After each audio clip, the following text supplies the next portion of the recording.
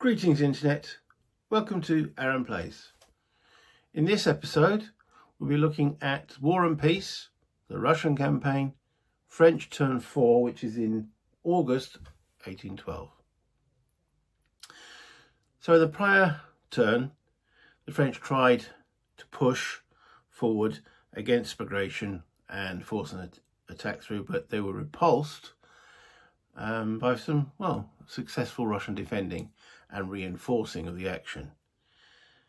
The Russians have subsequently now retreated back to around Smolensk, though the retreat wasn't perfect. Some units are slightly out of position because they didn't achieve their forced marching. So we'll go down to the map, we'll do the French fourth turn, and then we'll come back up and see how it went. In the meantime, if you could hit the like if you haven't done so already, and subscribe if you enjoy what I do. Hit the little notification bell because it gives you a ding-a-ling whenever I upload something. But most important of all, any comments, I respond to all of them, and I do enjoy them the most of all. So let's go down to the map.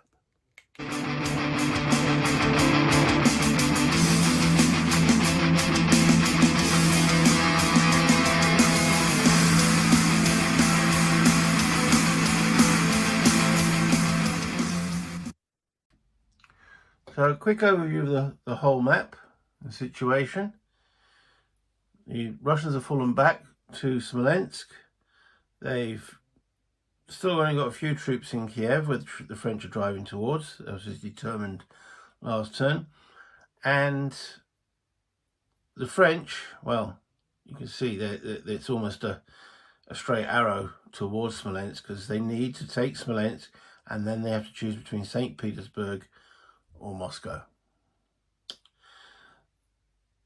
The first thing we're going to do this turn will be the attrition, which we will now go through. And remember, it's one dice for the attrition, which is then used for all actual forces in the game, all the French forces on the map. Low is good. French roll of 5, which isn't a good start. These three forces here do not have enough troops to warrant a attrition situation. You must have at least 3 troops in hex, and the maximum of those 3 units have got is 2. But now let's focus a little bit on this central area. So in Warsaw, we've got Poniatowski in A. A's got none, but Poniatowski's got a few. Mostly French satellites. 1, 2, 3, 4, 5, 6. He has 7. He won't in a minute. So with a roll of 5, we have the modifiers are French or French satellite -1, in a home country. Now that's an interesting one. I'll have to double check that one. They're in supply, they're not in Russia. Home country, because there's various different French nationalities, satellites in that particular hex. But in case I'm missing anything, it doesn't actually define what is the home country for these satellite units. I mean, there are some Poles here, there are some Rhinelanders, Italians, and a Frenchman. But considering that's where they started from, it's a little bit loose. So in the comments section, if any of you can know the answer to that one, all units in home country. Well, it was friendly to the French at the beginning, so I'm going to treat that as home country.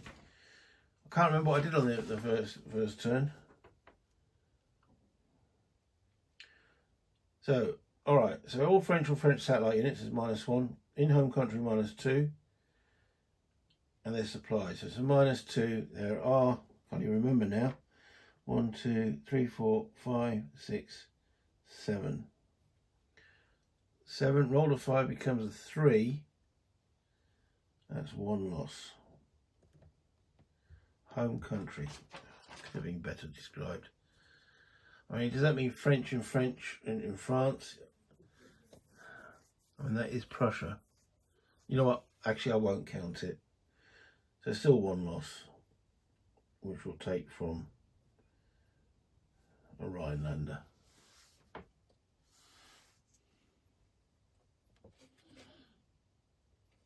It does annoy me when the rules aren't as specific as they should be for something like that, but yeah, because I mean that's obviously Poland, but it's Prussia as well. So anyway, that's one loss on that stack. So I'm going to go through Neschwan, Schwarzenberg. He's fine. I think there are 3 Austrians here. Okay, which is, and they're just outside their home country. Not in Russia yet, but they're still. I mean, technically, that is part of Russia, but the Russian modifier applies just to the Russian map board. Okay, so there's 3. Rolled a 5.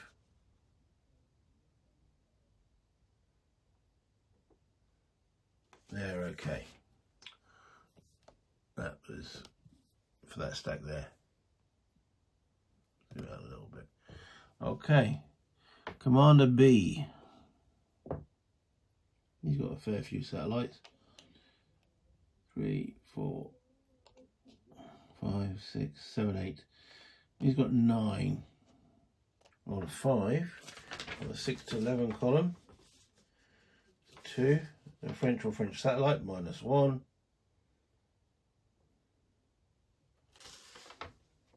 Not quite on the Russian board yet, so it's -1. So they take a loss. Alright, we'll take an Italian loss there. Okay. Then we're, I think there's only 2 in that one, yeah. That's Commander B.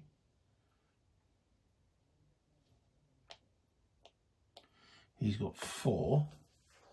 Again, French right side becomes a, he rolls a 5, becomes a 3. That's not a 5, becomes a 4 because it's the -1 for the French. Yeah, there's no loss there. Victor. There's 2 there plus whatever Victor's got on him. Another 2, that's 4. So 5 -1 for the French, but they're now on the Russian map board. So it stays the same. So it's a 5. No losses. Okay, Murat and Jerome. 2, 3, 4, 5, 6, 7. And Murat has got 1, 2, 3, 4. That's 11.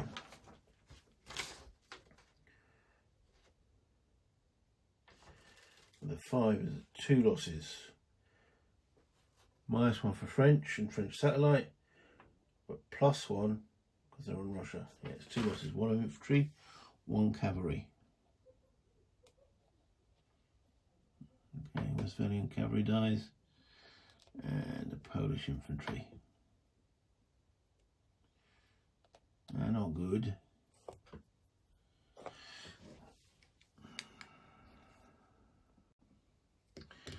Okay. Over to the Central Forces. Ney. Ney's got 1, 2, 3, 4, 5, 6, 7.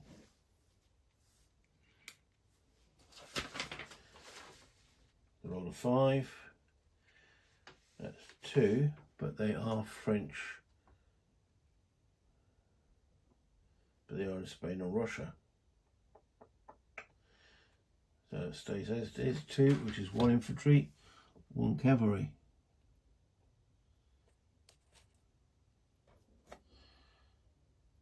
Okay. Bezir. 2, 3, 4, 5, 6.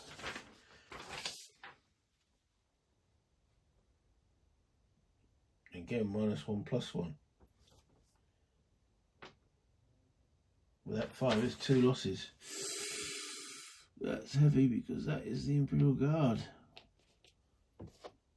Yeah, they don't get an additional minus on the attrition. They do for forced marching.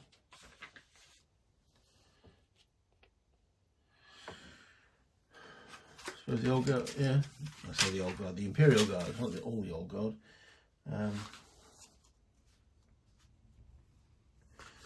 So I suppose we can get hungry too.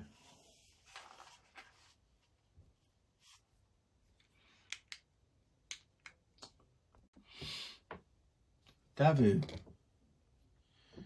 5, 6, 7, 8, 9. That's going to be 2 losses. Ouch. And then Napoleon and Eugene. 5, 6, 7, 8. Also 2 losses. Yeah, 5 didn't help.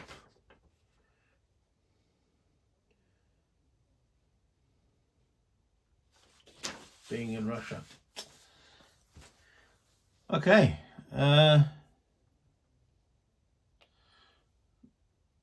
Prussians there. They've got 3. They're okay. That was Yorick there. Alright, so that's the attrition phase. Alliance phase is still not in the game yet. Reinforcements.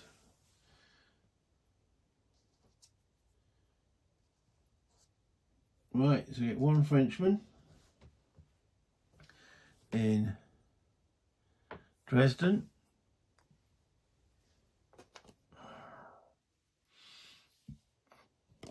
That's way over there. And they get 1. That's a reinforcement.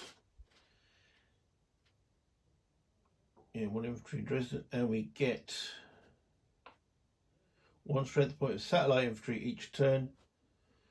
Polish replacements appear in Warsaw. All other satellites are replaced in Dresden.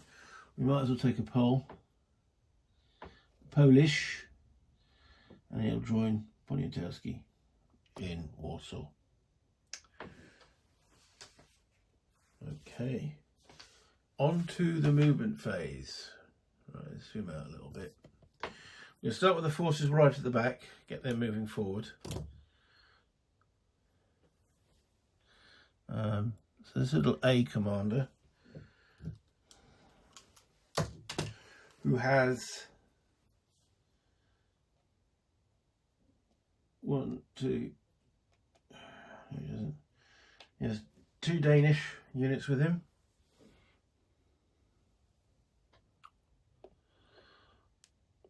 One, 2, 3. Let's try and force march 1 hex. Actually, let's try for 2. Let's try for 2. Because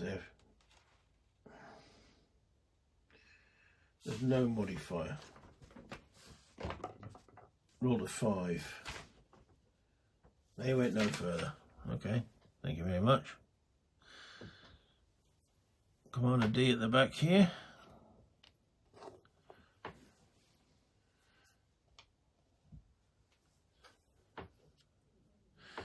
One, 2, 3, 4. 3. No, go through mountains. Oh, come on, Sibley.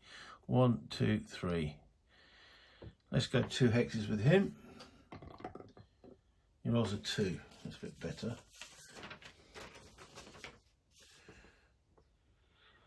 Gets 2. 1 a D.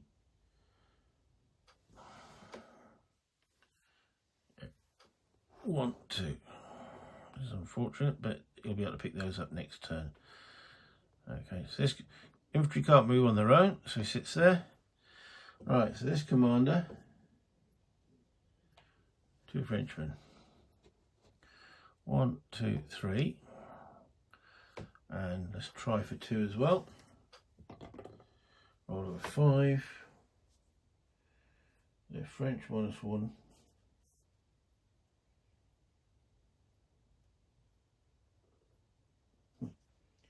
You go 1 hex and take a loss. Dear, dear. Oh well. pushing it too far. Right, we're starting to get towards the front now, and this is where the thinking cap's got to go on. Oops, sorry. Okay, I think I'm going to try and capitalise on that Bagration not being able to get away. And I'm going to bring the Emperor into this hex. So that's a force march of 1. So Eugene and Napoleon, 1, 2. To go into there is an extra point for crossing the river, 4. So let's see if they can get that extra movement point. Now, force marching 1 hex, all French units is -1. They are supplied at the present moment, but it's a +1 for Spain and Russia. So anything but a 6, rolled a 1. Okay, so Napoleon is ready there with Eugene's corps. Now Eugene has 6 infantry.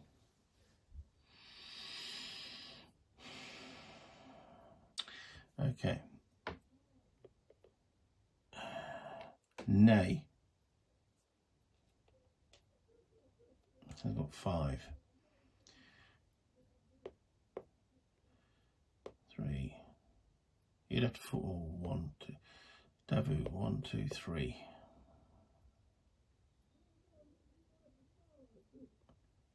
You'd have to force march 2 to get into Napoleon's hex. Where's the cavalry of this central force? I think I'm going to secure the supply next. So Commander B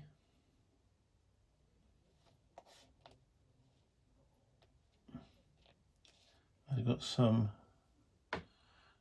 satellite forces. He goes 1, 2, 3.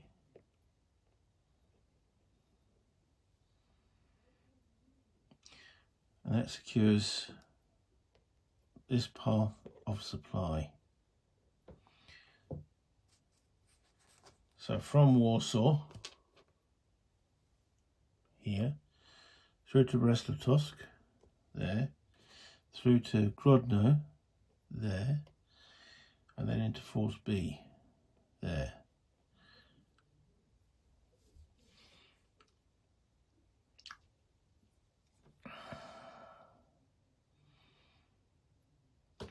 We also have another supply path on the southern part of the map.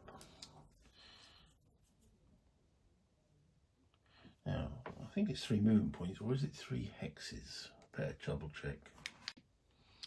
It's 3 or less movement points.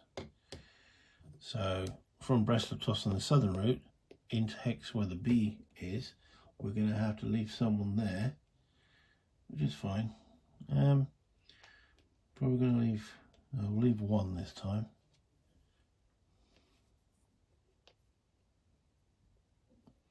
In there.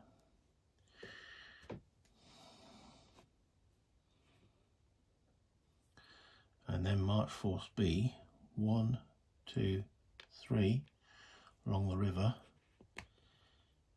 And we want him to go 2 hexes. Rolled a 5, that doesn't sound promising.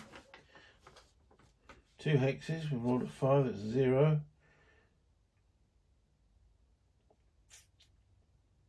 In Russia, they are, which adds 1. No, that's as far as they're going. Jerome.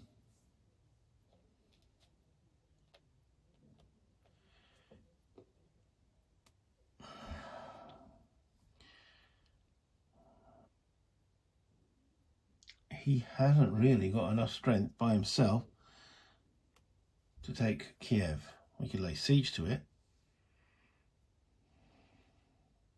Because I want Marat to come over here and help his emperor.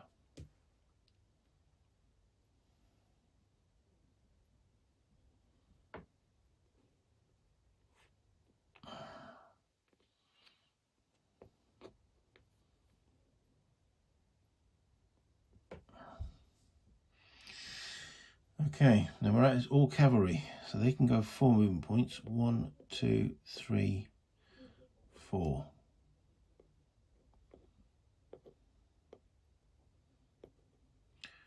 I have to go 2 movement points to get into there because I've got to cross the river.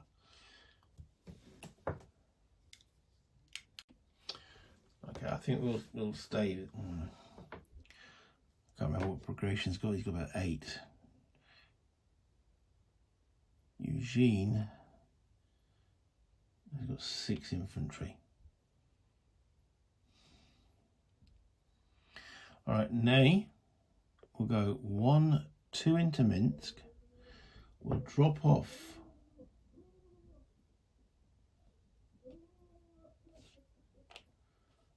some Portuguese troops in Minsk. So he's moved 2 so far, 3, 4. That continues that supply line. But yes, it's looking a little bit vulnerable to those Cossacks.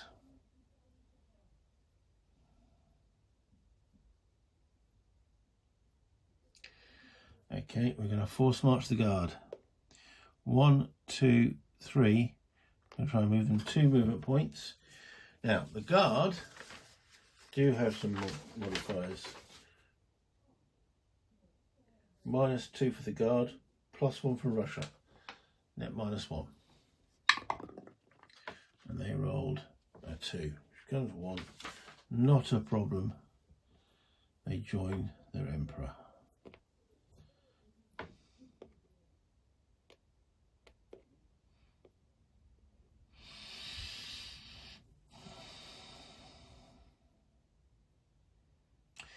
Over to Davu.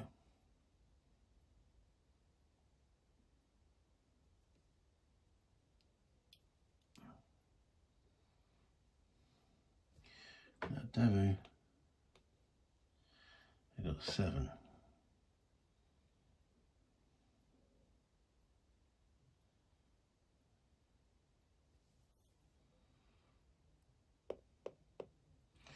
We could overrun that hex there. 7 to 1 doesn't cost a movement point, but he is force marching. Well, that does get him onto Morozov, so let's do that. 1, 2, 3, overrun 4. But we've got to get the force marching. Draw the 3. That's fine.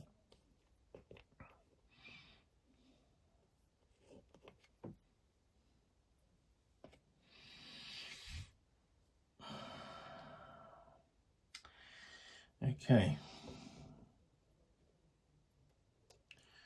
Victor with an extra 2 men. Why do I do this? Why do I do this?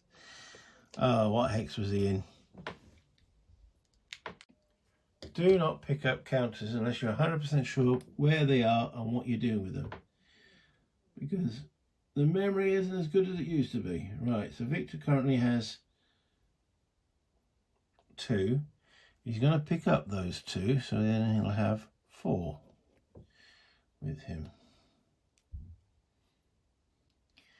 And he will move 1, 2, 3 and force march 1 for 4.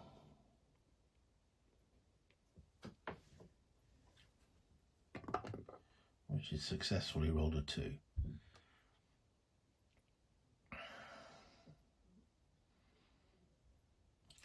Okay. And he ended up here. That's right. Oh, we're on the zoom. Right, Poniatowski and Commander A.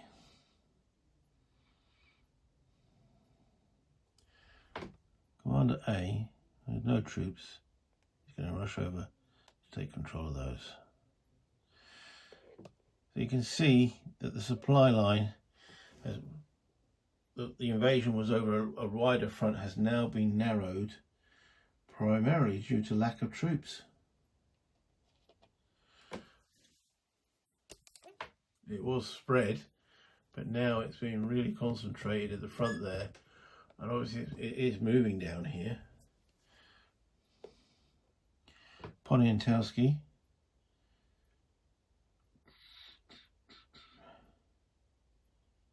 Okay, he's got a fair few troops.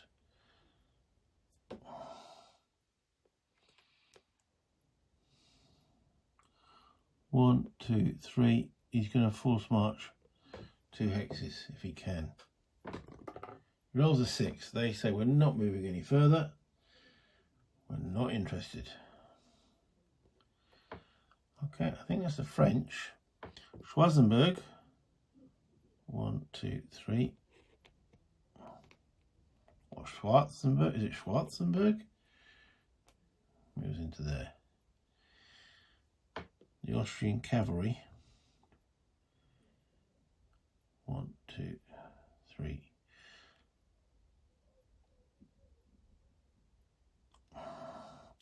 Not quite sure what to do with these sort of allies. They can't put themselves out of supply. So the furthest he can go is about there. I suppose it protects not a lot. Not sure what the Russian Cossacks are going to do yet. I haven't decided from the Russian point of view. Okay, so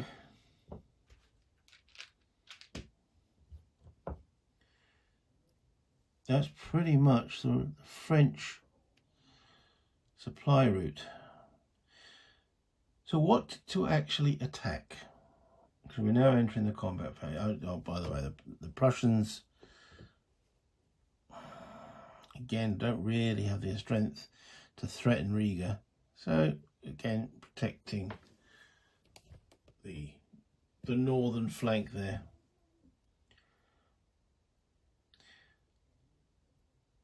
So attacks. Combat phase. So the French declare 3 combats. We have the black one here, which is Napoleon versus Bagration. We have the red one, which is Davout versus Tomarazov. And then we have the pink one. Let's put the camera there. Let's put that in the camera. There we go. We'll move the camera along. That might be better. There we go. Which is Jerome versus unnamed leader A. So let me work out the odds, because all of these, the first combat rounds, all got to be done at the same time. Okay, so let's start with Davout versus Tomarazov. Now, French have 7 factors to the Russian 5. Now, the aim here is that's in Smolensk. So the question is, do they fight the field fight or do they go inside the city? Now, the actual modifiers will be 2 for Davout and 2 for French for 4. The modifiers for the Russians are 1 for Tomarazov and 3 for their morale is also 4. And 7 to 5 is 1 to 1. So it might be worth a round for the Russians to stand in the open. And that's what we're going to do. So the French are rolling the dice. Oh, there it is. There's my dice tower. Okay. 1 to 1. No modifier. Rolls a 7. Can't get more average than that. So roll of a 7 at 1 to 1 is 1-1. Smaller force has 5. Both forces lose 1 strength point. Okay, honours evened in that fight. I'm also going to put big dice here to show it's the first combat round amongst all these fights. Okay, then we now have Napoleon. So that will be +3 with the Imperial Guard. Now, let's have a look. Eugene has got 6 infantry and the Guard is 5. So it is on the normal standard French morale 5, unless we commit the Guard. Now, what rules does that entail? It was an optional rule, but I did say I'll be using this one. At the start of any round of combat, if a French force under opposing leader possesses any guard units, the French player may announce that he is committing the Imperial Guard. French guards committed, there are several effects. The French force is automatically considered to possess a morale value of 3 during the combat round, and as far as possible, any loss of the French force must be filled by eliminating guard. And if the French force is demoralised, its morale values are automatically reduced to 0. So there is a risk. At Borodino, Napoleon was reluctant to commit the guard.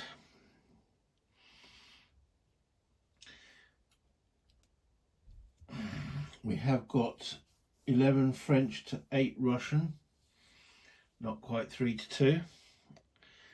We will not commit the guard. So that gives the French a modifier of 5. But Bagration has also got 3 morale and 2 for himself. He's also at 5.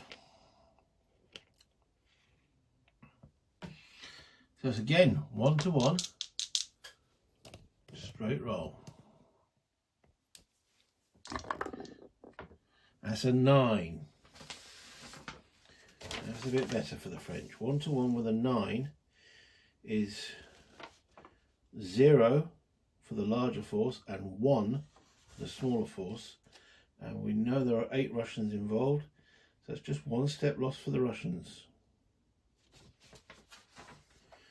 Okay, so let me just take that off. That 5 becomes a 4. So that's an odds of 3 to 2, so it's the best odds the French have got, but it's -2 on the dice. I think the Russians will stay in the entrenchments. So it's 3 to 2 with -2. The French roll a 9, which drops to a 7. Right, I know I've been sharing the die rolls. I should keep sharing the die rolls. There we go. A 9. I know a lot of you guys like to see the dice, and some of you couldn't be bothered, but there we go. So at 3 to 2 with a 9, drop to a 7, that's 1 loss each.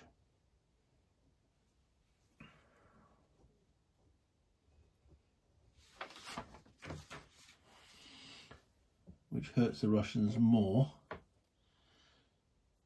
because that changes the odds.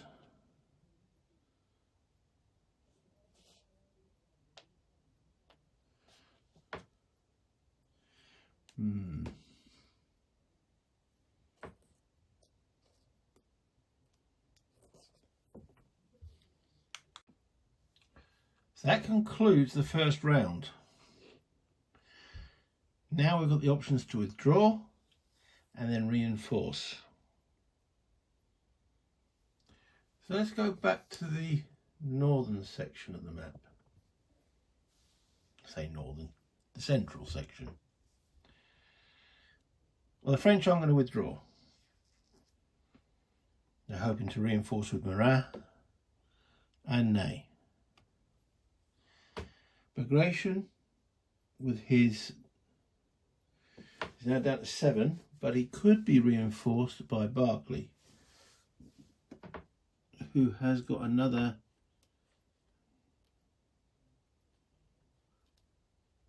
quite a bit, and the Russian Guard.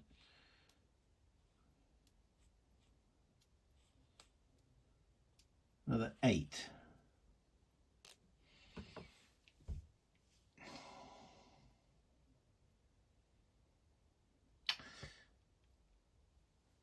I don't know what to do.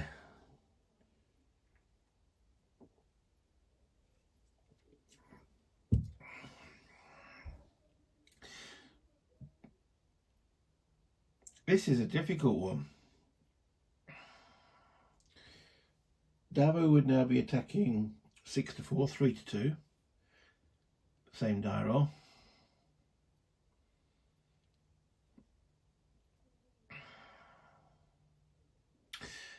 The Russians are going to stand. So we're going into round 2. Barclay will try and reinforce Bagration. Let's bring the die tower a little bit closer. Okay. So Barclay has 2. He needs a 5, so he rolls a 3 or better. He reinforces. Okay, so Barclay joins Bagration. So Bagration has still 2, 3, 4, 5, 6, 7. That's correct. I'm just double checking my numbers. And Barclay brings another 2, 3, 4, 5, 6, 7, 8, bringing the Russian total to 15. And there's some guardsmen in there, but not enough to change the odds. Okay, Murat. So he, to reinforce, needs, he's on a 1, and he needs a 5, so he needs a 4, 5, or 6. Murat fails. The bravest of the brave needs to try and reinforce. He's also on a 4, 5, or 6. He does join in.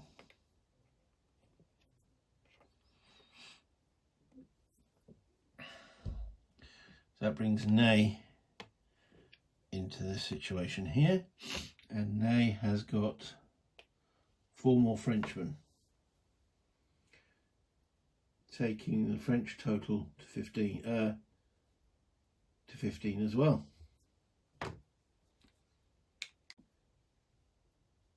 In the northern battle here, Tomazov will still stay in the field, but in Kiev, Commander A goes within the walls of the city.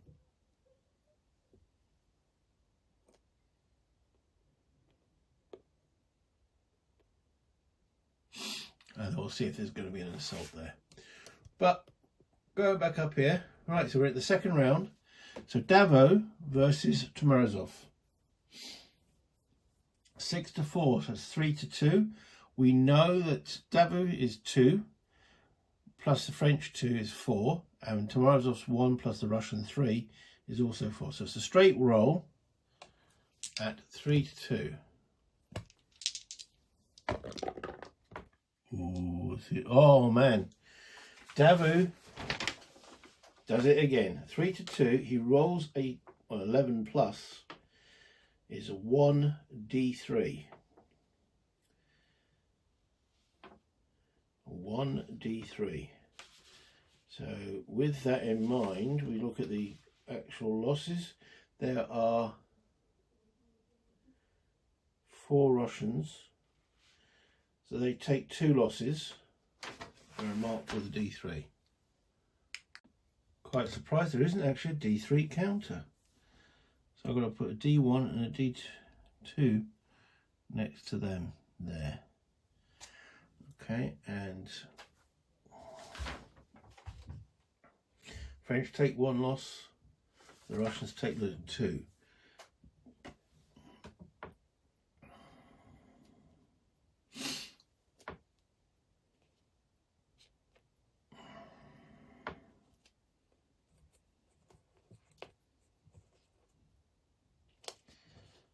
Okay, and the biggie. I mean, it's almost like an Auerstadt Jena confrontation here. Almost. Okay, so Napoleon is on 5 and Bagration is on 5. So it's a straight fight, 1-1. French still rolling the dice. They rolled a 7 with 15 involved. 7 at 1-1 is 1 step loss. Well, it's 1-1, which means both sides will take 2 step losses. So 2 on Bagration, and we'll take them off Ney's corps, as he was the last one to arrive. So that now takes the French, so both forces are on 13. No demoralisation, and it carries on. And then we have, this is all round 2, so let's say I have a look at that assault. Okay, so being inside the city will double Commander A's forces, which is 2, and Jerome has 4, so it'd be 1 to 1. They're not going to assault it, they're going to lay siege.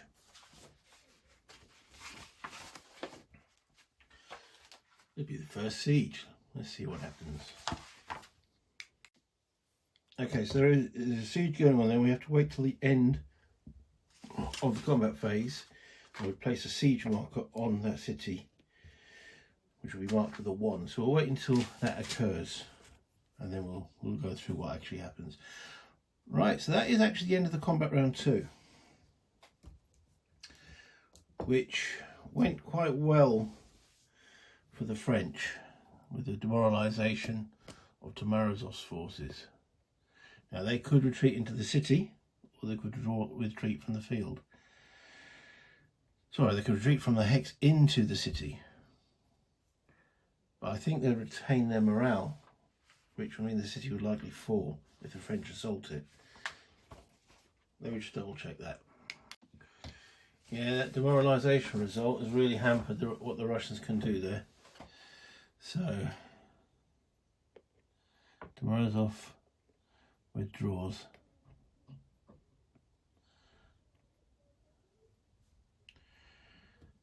Which then means that these guys are going to have to withdraw as well, because Murat will be coming in, and Davout can advance in there and then possibly reinforce in the next round. And again, force preservation is paramount for the Russians. They fought, and they fought well, but I think it's time for them to pull back. So, okay, we want to limit, we want to limit the attrition. So Tomatoes are falling back there. Barclay will fall back there, and Regation will fall back there. And I'll just right, we've got to keep them 1, 2, 3, 4, 5, 2, 3, 4, 5, 6. There's no way we can actually make them more even than that. So they fall back. Now we're going to have some advances.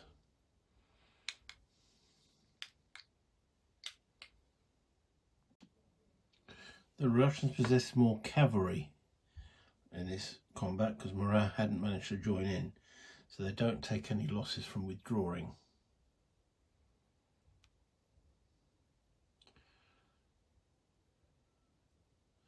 The enemy round of combat, any unit committed to which may advance into any hex in which all of the opposing forcing points have been withdrawn from the field.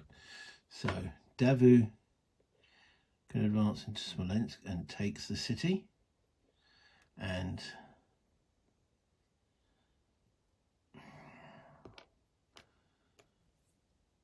I think we'll keep Ney back and advance Napoleon, Eugene, and Lazare into that hex there, and keep Ney there.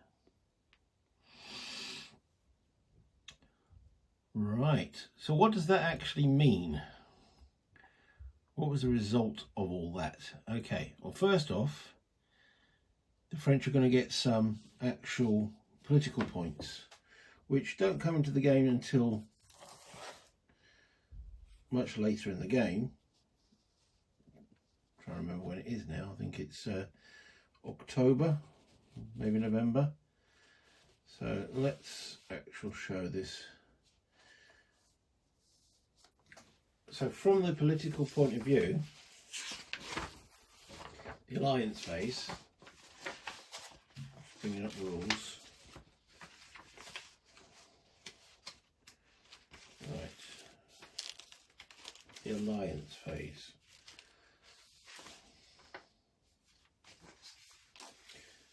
Alright, the French player receives 1 city point for each major city on map board 4 which he controls. So he now controls Smolensk and Minsk. So he gets 2 city points.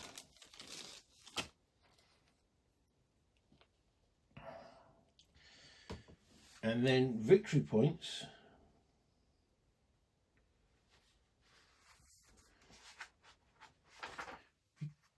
Alright, okay. What you get victory points?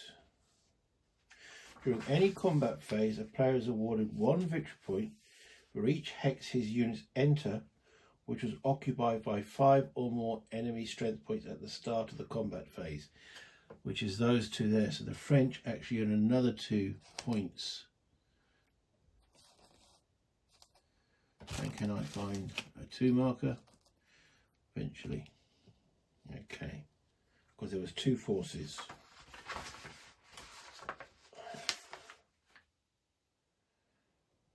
Yeah, it doesn't say that victory points aren't counted in this scenario. Okay, so what that means on here at the present moment, if you can see right over there, there we go. I've got 2 city points and 2 victory points. So that would be it's either a plus or minus modifier, -1. So when it gets the alliance phase, if we ever get there, which is November, if you roll a 0 and a -4 modifier now, they will get some Austrian reinforcements. And if the result is ever a 7, which you can only get if you get plus, obviously these get wiped out by corresponding Russian ones, Napoleon buggers off back to Paris. A coup has occurred, or an attempted coup anyway. Okay, so that is combats there. This here now becomes a siege, and we put, make sure that's visible, and we put a 1 marker on it. They roll a single dice, and if that is a 1, the siege is over and Kiev falls. 2, 3, 4, 5, 6, we go into the next turn, and then that 1 will become a 2, and then it'll be a 1 or 2 and Kiev falls. Ooh, Kiev falls. Dear oh dear. That collapsed rather quickly.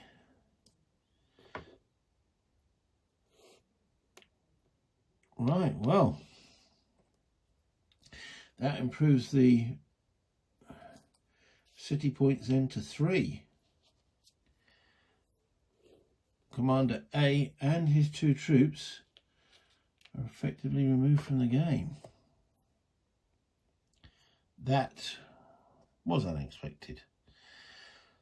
The last thing we have to do for the combat phase is check actual leader losses, which I didn't do last time. So we'll start with Jerome, as we're already with him. So there's a box. It's 6. He's more than happy. Nay.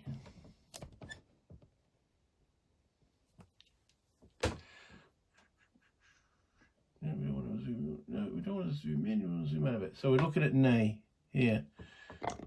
He's fine. The big cheese, Napoleon. He's fine.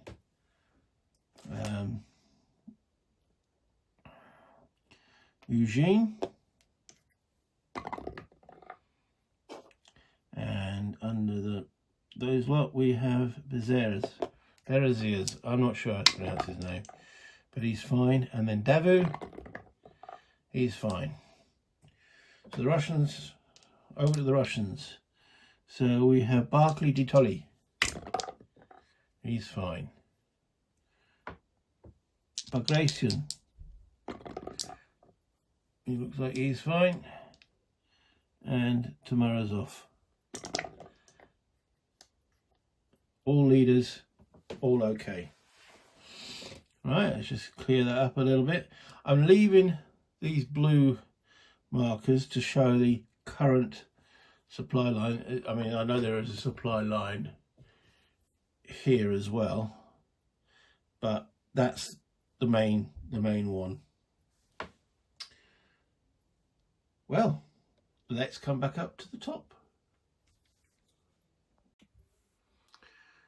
That was interesting. 3 sort of simultaneous battles occurring. The French definitely getting the rub there of the dice. There wasn't any die roll below a 7. And yeah, the Russians standing their ground, but I have to admit that they probably retreated at about the right time. So I enjoyed that. I hope you guys did too. The Russians now, the Russian turns are just to come. They've lost Kiev, which was a surprise. I didn't expect that to fall. But then again, it was a 16% chance, wasn't it? The Russians are getting quite a few reinforcements this turn, but they did take a lot of losses from the attrition, which was last turns, plus quite some extensive combat in and around Smolensk. The French now have to make that decision: Moscow or St. Petersburg. Moscow's closer, but it gets the most of the reinforcements as well. Hit the like if you enjoyed this video. Subscribe if you haven't done so already and you enjoy what I do. Any comments much appreciated, and that little ding. The main thing is have fun, play games, get these. If you've got this, get it to the table. It is fun. It's, I'd say, more fun with against an opponent, but because I'm trying to not outthink myself, but still, if you've got it, get at the table either way. You'll have a blast. Until next time, bye internet.